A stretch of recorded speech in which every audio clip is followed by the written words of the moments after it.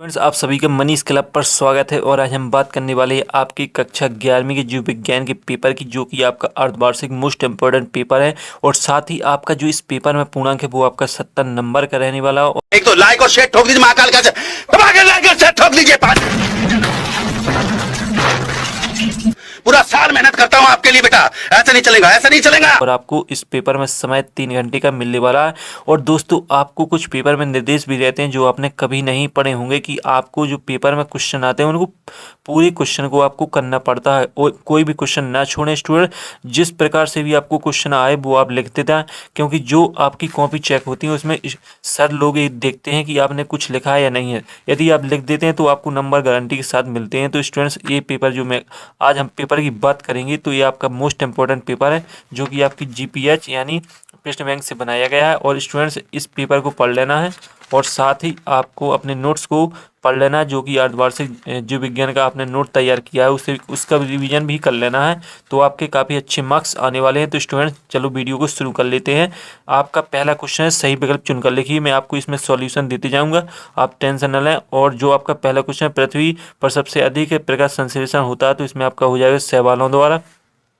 तो स्टूडेंट्स, मैं आपको सॉल्यूशन बोलता जाऊंगा, आप अपनी कॉपी में लिखते जाएंगे, ताकि आपको सॉल्यूशन जो है वो आपको डायरेक्टली प्राप्त हो सके। तो आपका दूसरा, वर्गीकरण की सबसे छोटी इकाई क्या है? जाति। पादप जगत के उभयचर होते हैं, इसमें हो जाएगा ब्रायोफाइटा। और इसके बाद चौथा, जड़ें विकसित होती हैं, तो इसमें हो जाएगा मूलांकर से। इसके बाद पांचवा, केल्विन चक्र का प्रथम उत्पाद है, तो इसमें हो जाएगा आपका 3 फास्फोलिसरिक सारिक अम्ल। इसके बाद है आपका अगला क्वेश्चन, निम्नलिखित में कौन सा स्वच्छ जलीय स्पंज है? तो इसमें हो जाएगा आपका स्पंजिला। इसके बाद है आपका पाइरुविक अम्ल में कितने कार्बन परमाणु पाए जाते हैं? तो इसमें आपके 4 कार्बन परमाणु पाए जाते हैं। तो आपके सही विकल्प आपके कंप्लीट होते हैं, एक बार फिर से देख लें। इसके बाद बात करेंगे आपके खालिस्तान की। जल्दी से देखते जाइए, क्योंकि आपके पास जो समय है वो काफ़ी कम है, क्योंकि आपकी इस पेपर को भी पढ़ना और साथ ही आपको अपने नोट्स को भी रिवीजन करना है। तो इसलिए मैं आपको जल्दी जल्दी बता देता हूँ। इसके बाद आपके खालिस्तान है जो 7 नंबर में है। इसमें आपका पहला क्वेश्चन है, सबसे ऊंचा एंजियोस्पर्मा डॉट डॉट है। तो इसमें आपका जो आपका राइट आंसर हो जाएगा वो हो जाएगा यूकेलिप्टस।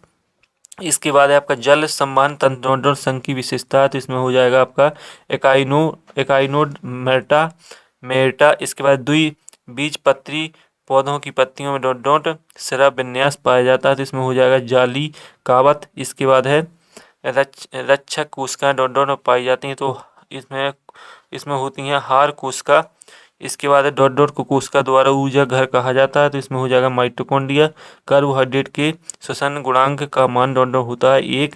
और आपका आखिरी खालिस्तान है, पादप कोशिका में कोशिका भित्ति मुख्य रूप से डॉट डॉट की बनी होती है, सेल्यूलोज की। तो स्टूडेंट्स, आपके खालिस्तान भी पूर्ण हो जाते हैं। एक बार इन खालिस्तानों को आप देख सकते हैं, जो आपके खालिस्तान इसमें भरना है, एक बार देख लें जल्दी से। इसके बाद है आपका जो सही जोड़ी है वो आपकी 7 नंबर की। तो आपकी पहली सही जोड़ी है जल। तो जो जड़ है आपकी, तो जड़ का जो आपकी सही जोड़ी हो जाएगी वो आपकी हो जाएगी मूलांकुर। इसके बाद है आपका दूसरा, तना की हो जाएगी आपकी स्टूडेंट्स, तना की हो जाएगी प्रांकुर। इसके बाद है स्टूडेंट्स आपकी जाइलम। तो जाइलम की हो जाएगी आपका जल का परिवहन। और इसके बाद है आपका फ्लोएम। तो फ्लोएम की हो जाएगी भोजन का परिवहन। और जो आपकी है रंध, तो रंध की आपकी जो सही जोड़ी हो जाएगी वो आपकी हो जाएगी जायंग। और आपकी 6वीं की हो जाएगी पुकेसर। और 7वीं की हो जाएगी जायंग। तो स्टूडेंट्स, ये आपकी सही जोड़ी पूर्ण हो जाती हैं। इसके बाद हम बात करेंगे आपके एक शब्द एक वाक्य में, 7 नंबर में है। पहला है आपका, समुद्र की गहराई में कौन से शैवाल पाए जाते हैं? तने। तो इसमें आपका जो राइट आंसर हो जाएगा, लाल शैवाल पाए जाते हैं समुद्र की गहराई में। तो आप लाल शैवाल इसमें आंसर लिखते जाएं। इसके बाद है आपका, तने का विकास बीज के किस भाग से होता है? तो इसमें आपको लिख लेना है प्रांडुर। इसके बाद है आपका तीसरा, अस्थि को अस्थि से जोड़ने वाले ऊतक को क्या कहते हैं? तो इसमें होगा लिगामेंट। और चौथे का मुझे आंसर पता नहीं है। 5वां है, किस हार्मोन को तनाव हार्मोन के नाम से जाना जाता है? तो इसमें हो जाएगा एब्सिक्सिक एसिड। और पक्षियों का हृदय कितने कक्ष होते हैं? तो 4 कक्ष होते हैं पक्षियों के हृदय। और आपका है 5 जगत वर्गीकरण किस वैज्ञानिक द्वारा बनाया गया। तो इसमें इसका ही मुझे आंसर पता नहीं, इसे आप देख लें। इसके बाद बात करेंगे आपके अति लघु 30 प्रश्नों की। शैवालों के 2 प्रमुख लक्षण लिखिए। इसका अथवा विषम बीजाणुकता को लिखिए। पर्ण विन्यास को स्पष्ट कीजिए। बीजान्यास को परिभाषित कीजिए। जाइलम और फ्लोएम का एक काल लिखिए। वार्षिक वलय का अर्थ स्पष्ट कीजिए। केंचुआ को किसानों का मित्र क्यों कहा जाता है। उपास्ति वास्ति में कोई दो अंतर। कोशकाभित्ति की 2 कार। किण्वन की 2 महत्व। कोशकर चक्र की गो अवस्था को प्रशांत अवस्था क्यों कहा जाता है। और आर्ची बैक्टीरिया को जीवित जीवश्याम क्यों कहा जाता है। 11वां आर्थ्रोपोडा संघ की प्रमुख 2 विशेषताएं। पोरीफेरा संघ के 2 लक्षण। और 70S और 80S राइबोसोम में S का क्या अर्थ है। बायोफाइटा को हम पादप जगत का जल स्थलचर क्यों कहते हैं। 13वां मोनेरा जगत के 3 लक्षण। एंजियोस्पर्म के प्रमुख 3 लक्षण लिखिए। और प्रोकैरियोटिक व यूकैरियोटिक कोशिका में कोई 3 अंतर। पादप कोशिका व जंतु कोशिका में 3 अंतर।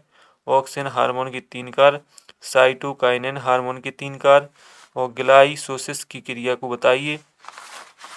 इसके बाद आखिरी क्वेश्चन रह जाते हैं स्टूडेंट्स आपके। समसूत्री व अर्धसूत्री कोशिका विभाजन में कोई 3 अंतर। हृदय पेशी की संरचना नामांकित चित्र। तंत्र का पेशी की संरचना नामांकित चित्र। 18वां ग्लाइकोसिस व किब्र चक्र में कोई 5 अंतर। ऑक्सी व अनॉक्सी श्वसन में 5 अंतर। और 19वां G3 व 4 पौधों में कोई 5 अंतर। और इसके बाद है दीप्तिकालिता को परिभाषित करते हुए इसके महत्व। स्टूडेंट्स है ये सभी क्वेश्चन आपके पूर्ण होते हैं। आप देख लें एक बार और फिर से रिव्यू कर लें। और स्टूडेंट ये सभी आपके मोस्ट इंपॉर्टेंट क्वेश्चन इस पेपर में टाइप किए गए हैं। और साथ ही इस पेपर को पढ़ लेना है। और आपको अपने अर्धवार्षिक जीव विज्ञान की नोट को भी रिवीजन कर लेना है, तो आपके काफ़ी अच्छे मार्क्स आ जाएंगे। अगली वीडियो में फिर मिलते, तब तक के लिए आप सभी को जय।